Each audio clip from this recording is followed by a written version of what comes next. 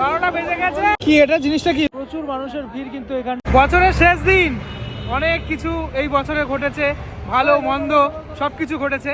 তবে এই রকম বছরের শেষ দিনে কলকাতা কিভাবে সেলিব্রেট করে দেখো। রোলের দোকানে ভিড়, আজকে সব দোকানে ভিড় থাকবে মোটামুটি। এখন বাজে হচ্ছে 9:30 মতো, রাত 9:30। আজকে সারা রাত্রি মানুষজন এই যে নতুন বছরকে স্বাগত জানানো সেটা করবে।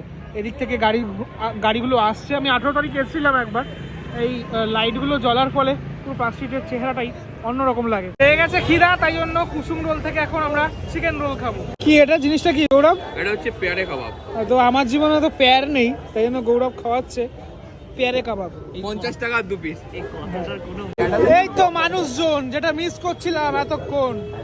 এই মানুষজন না থাকলে কি ক্রেজ থাকে?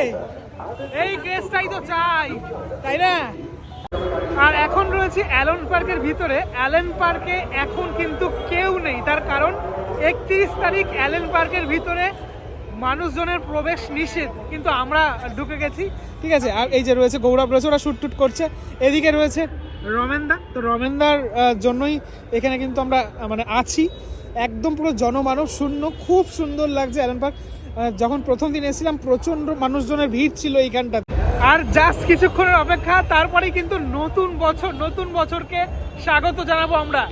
আমি আবার অ্যালেন পার্কের সামনে চলে আসলাম, একদম বাইরে। মানুষের ক্রেজ দেখুন, প্রচুর মানুষের ভিড় কিন্তু এখানটাতে। আর জাস্ট 3 মিনিট বাকি নতুন বছরের। অলরেডি 12টা বেজে গেছে। সকলকে happy new year, happy new year. আর কিচ্ছু নেই, এই ভিড়ে টালাকাতেই আইছি।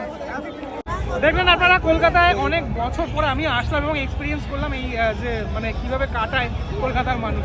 সবাইকে নতুন বছরের অনেক অনেক শুভেচ্ছা। 2026 সবার অনেক ভালো কাটুক। হ্যাপি নিউ ইয়ার।